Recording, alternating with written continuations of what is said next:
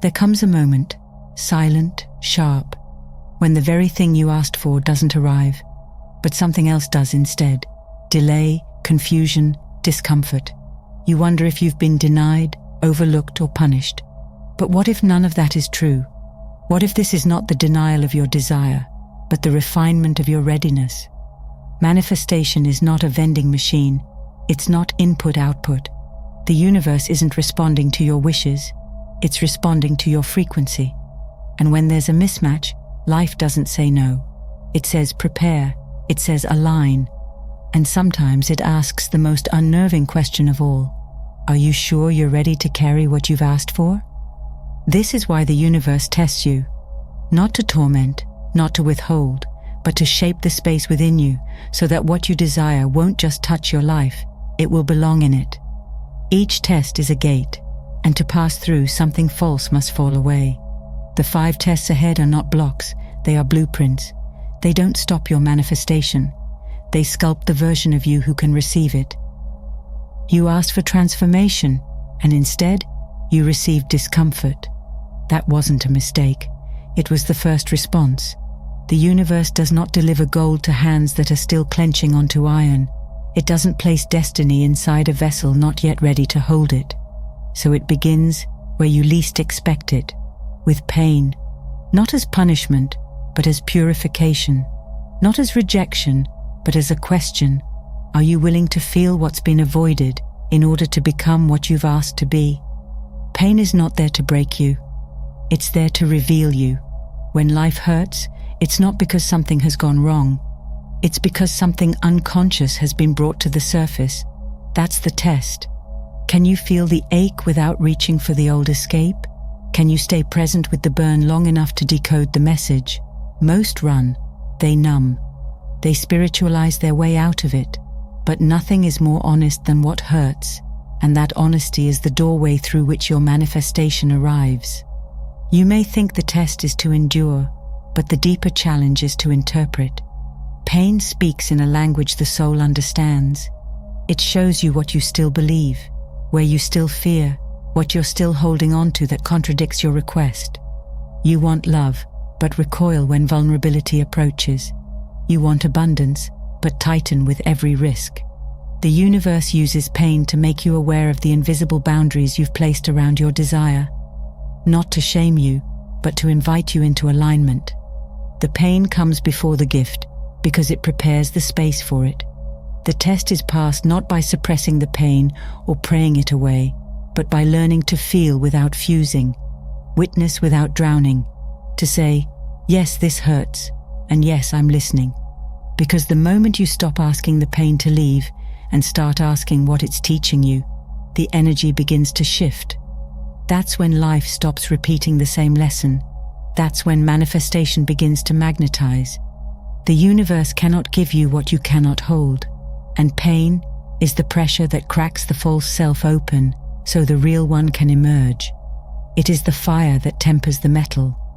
The universe tests you with pain not to harden you, but to soften everything that was never truly you. When you choose to meet the pain, to read its message instead of resisting its presence, something subtle but irreversible begins. Your frequency changes. And when your frequency changes, reality has no choice but to follow. Once you've learned to listen through pain, the universe presents the next threshold, identity. Because what you're asking for cannot be held by who you used to be. The test now is not external. It's deeply internal. Are you willing to release the version of yourself that was built for survival? The one sculpted by past wounds, by roles you performed to be accepted, by patterns you clung to for safety? The universe won't place your manifestation in hands still holding your former self. The test is not about gaining more, but shedding what no longer aligns. You say you want a new life, yet return to the same habits, the same environments, the same thoughts. That's not a failure of intention, it's a failure of identity. The self that matches your desire lives by different rules. They think differently, act differently, speak differently. But the comfort of the old self is deceptive. It will convince you that holding on to it is safer than stepping into the unknown. The test comes when you must walk away from what you've always known about yourself, without yet having proof of who you're becoming. That's what makes it so disorienting. You're in between skins. You're becoming, but not yet arrived. And it will feel like loss, because it is. The loss of a mask, the death of a persona, the grief of realizing that parts of you were built only to protect, not to express. The universe will mirror this by removing the people, opportunities and illusions that once reinforced the old identity. You'll be tempted to run back to what's familiar, but the test is in staying still, in letting the false version of you fall apart without rebuilding it. Only when the space within you is cleared can the truth of you rise, not as something you construct, but something you remember. This is why manifestation requires transformation, not because the universe demands perfection, but because it recognizes resonance. You don't attract what you want, you attract what you are. The test of identity is sacred. It asks you to leave behind everything that no longer echoes your future. And only when you pass through that fire, not by force but by surrender, can the reality you've called for recognize you as the one meant to receive it. After the unraveling of your former self, the universe doesn't immediately hand you your manifestation. Instead, it watches, quietly, patiently, to see if you've truly changed or merely rearranged. And this is when the next test arises, the test of cycles. Because even as your identity begins to shift, life will offer you a familiar situation, a relationship that echoes an old pattern, a conflict that feels all too recognizable, an opportunity laced with a hidden price, not to drag you backward, but to ask a simple question: will you choose differently this time? Cycles are not punishments, they are precision tools. The universe isn't recycling your pain to torment you. It's giving you another chance to respond from your evolution instead of your history. If you've asked for love, you may be met with a partner who mirrors the wound you haven't healed. If you've asked for freedom, you may face the temptation to cling again. These are not denials, they are invitations, not to repeat, but to rise. Because only in the face of the old can the new become embodied.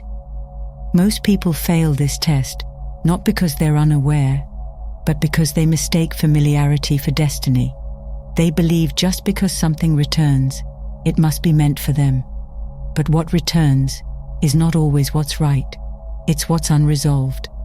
The universe will repeat the lesson until your energy responds with clarity, until you say no without guilt, until you say yes without fear, until your actions finally reflect your new frequency, not your old survival script. You may feel frustrated. Why does this keep happening to me? But the deeper question, the one that breaks the loop, is, what have I yet to choose differently? The universe doesn't work by time, it works by awareness. Growth is not about waiting, it's about awakening. And when you awaken enough to pause, to breathe, to notice the pattern, you gain the power to alter its course. That single moment of conscious decision is the thread that unravels years of unconscious repetition. This is why the test of cycles comes before the gift, because manifestation cannot coexist with contradiction. You cannot ask for peace and keep entertaining chaos. You cannot call in alignment while participating in misalignment. The test ends the moment you stop acting like the person who created the loop and start choosing like the person who's ready to exit it. That's when the loop becomes a ladder. That's when the universe recognizes the change not in your words, but in your walk. Once you've chosen differently, when you've broken a pattern that's defined you for years, the space begins to open. But the manifestation doesn't always pour in right away. And this is where many falter, because after all that growth, all that courage, the silence that follows can feel unbearable. You've changed, you've aligned, you've let go. So where is it? Why hasn't the desire arrived? That's the next gate, the test of surrender. And it's one of the most misunderstood trials of manifestation. Because now, you're not being asked to act, you're being asked to trust. The universe does not move on demand, it moves on resonance. And while you may have done the inner work, true surrender is what seals it. This test asks whether you can walk with empty hands and a full heart, whether you can release the need for constant confirmation and keep moving without reassurance. Manifestation doesn't bloom in desperation. It flowers in stillness. The test of surrender reveals whether you are chasing your manifestation out of faith or out of fear of being without it. Surrender is not passivity. It's the deepest form of participation. It's when you hand over your timeline, your mental calculations, and your craving for control, not because you've given up, but because you've tuned in. It's when you begin to live from the knowing that the seed has already been planted, even if the soil shows no sign of life yet. You stop refreshing the page to check if it worked. You start becoming the version of yourself who trusts the process even when it's quiet, especially when it's quiet. This is why the universe tests you here, because it's easy to believe when things are moving. It's easy to trust when signs are flashing in your favor. But to hold faith in the void, to keep your frequency steady when there's no proof, that's when alignment becomes unshakable. That's when you're no longer manifesting from lack, but from embodiment. And only then, when you've stopped reaching and started radiating, does the reality you've called for begin to arrive, not as something chased, but as something drawn to your unwavering peace. When surrender has quieted the noise and steadied your energy, a deeper truth begins to rise, one that calls for more than patience or faith. It calls for movement. You've listened through pain, shed the old self, broken the cycle, and trusted the unseen. But none of that means anything if you don't take the step. That's why the final test before manifestation arrives is the test of decision. Because your future cannot walk toward you until you walk toward it, without guarantees, without perfect conditions, and without waiting for permission. This test is not about a leap made in excitement. It's about the kind of decision born in stillness, when no one is watching and no result is promised. It's where your energy shifts from, "I hope it happens," to "I'm becoming the one it happens to." The universe doesn't listen to wishful words. It watches your movement. It watches the job you apply for before you feel ready, the relationship you release when you know it doesn't serve the vision, the business you start before you're sure anyone will care. These are not reckless acts. They're energetic signatures that say, "I believe enough to begin." There will be resistance. Your mind will ask for more time, more signs, more logic. But this test is not passed through mental calculations. It's passed through embodied certainty. Not the kind that waits to be proven, but the kind that creates the proof through action. This is where many turn back, not because they didn't believe, but because they waited too long, thinking belief alone would carry them across. But manifestation is not just inner work, it's the outer echo of your inner truth. The test of decision is the final crossing. It doesn't ask if you're ready, it asks if you're willing to act like the person who already has what they've asked for, willing to move as if the outcome is inevitable, not because you control it, but because you trust who you're becoming. When you choose from that place, clear, grounded, and free of the need to be assured, the universe responds, not with delay, but with acceleration. Because now, you're not asking for your manifestation to come. You've become the one it cannot help but meet. The universe doesn't test you to block your manifestation. It tests you to build you into someone who can sustain it. Each challenge is precise. Pain sharpens your awareness. Identity sheds what no longer fits. Cycles offer chances to choose differently. Surrender teaches you to trust without proof, and decision calls you to act without guarantees. These are not detours. They are the exact road your manifestation travels to find you. So when it feels like nothing is happening, remember, something is. You're being aligned, not punished. Life is not waiting to say yes. It's waiting for your full embodiment of that yes. You're not here to wish and wait. You're here to become. And when you do, the universe doesn't deliver your desire. It mirrors it.